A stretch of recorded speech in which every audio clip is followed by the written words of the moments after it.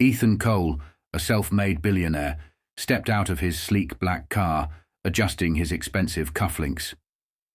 He had come back to his childhood town after years, not for nostalgia, but for business. He had recently purchased hundreds of acres of farmland to build a luxury resort.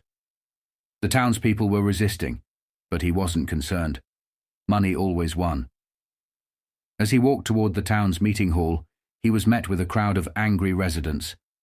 Leading them was an older man in worn-out overalls, his hands rough from years of hard work. This was Thomas Miller, a farmer who had lived on this land for generations. "You think you can just waltz in here with your money and take what isn't yours?" Thomas challenged, his voice steady but filled with fire. Ethan smirked. "I bought the land fair and square. If people didn't want to sell, they shouldn't have signed the contracts." Thomas shook his head. "You don't understand, do you? This land isn't just dirt and crops. It's our history, our life. My father farmed here and his father before him. You destroy this, and you destroy everything we've built." Ethan crossed his arms. "Nostalgia doesn't pay the bills, old man. You're clinging to the past while the world moves forward." The crowd murmured, divided between progress and tradition. Thomas wasn't backing down.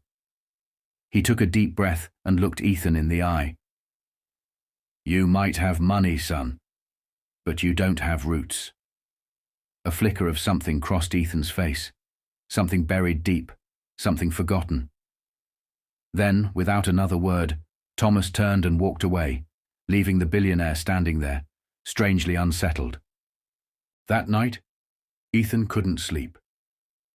He stared at the ceiling of his penthouse suite, the words of the old farmer echoing in his mind. "You don't have roots." He had built an empire from nothing, but what did he really have? Skyscrapers, luxury cars, a lifestyle others envied.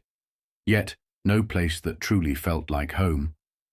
Unable to shake the feeling, he made a decision. The next morning he drove to the outskirts of town, where Thomas's farm stood. The sight of the land brought back memories he had buried long ago, running through the fields as a child, dirt between his fingers, his grandmother's voice calling him in for supper. Ethan didn't knock. He found Thomas repairing an old fence, sweat dripping from his forehead. "You're back," Thomas muttered without looking up. Ethan shoved his hands into his pockets. "I want to understand." Thomas raised an eyebrow. "Understand what? Why this land means so much to you?" The farmer studied him for a moment, before tossing him a shovel. "Then start digging." Ethan hesitated, but then took the shovel and plunged it into the earth. The rich, dark soil crumbled in his hands. Thomas watched him, nodding approvingly. For the next few hours, Ethan worked alongside the farmer, repairing fences, feeding livestock, even milking a cow. His expensive shoes were ruined, his hands blistered, but something inside him felt different. That evening, as the sun set over the fields, Ethan sat on the porch with Thomas, sipping homemade lemonade. "You remind me of someone," Thomas said after a long silence. Ethan glanced over. "Who?" "My son. He left years ago chasing big dreams. Never looked back." A lump formed in Ethan's throat. He thought about his own father, a hard-working man who had died before Ethan had made his first million. He had been so busy proving himself, he had forgotten where he came from. The next morning, the entire town was buzzing with rumors. The billionaire had been seen working on the farm. Whispers spread like wildfire. Had he changed his mind? At the town's next meeting, everyone gathered, expecting another fight. But when Ethan walked in, his demeanor was different. Gone was the arrogant businessman. In his place stood a man who had been changed by the land, by the people. He stepped up to the podium, clearing his throat. "I came here to build a resort," he began. "I thought money and progress were the most important things, but I was wrong."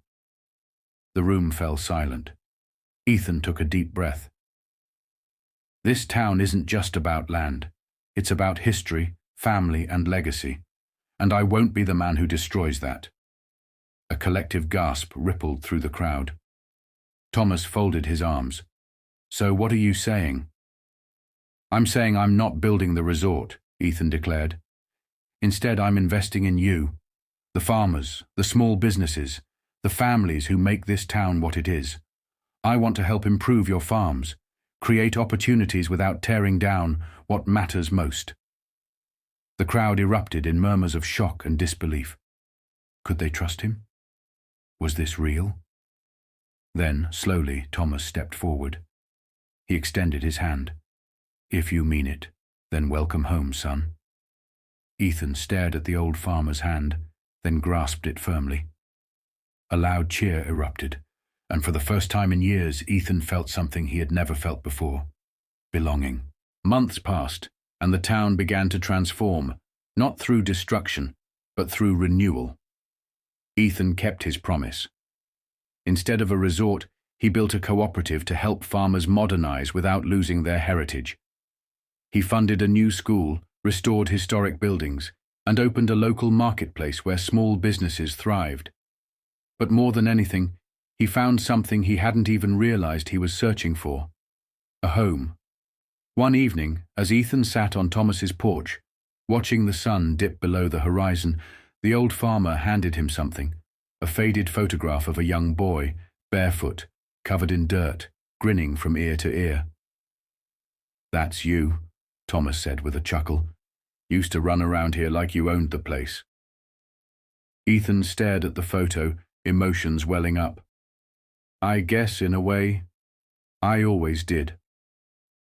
Thomas clapped him on the back. "Welcome back to your roots, Ethan." And for the first time in a long time, Ethan knew he was exactly where he was meant to be.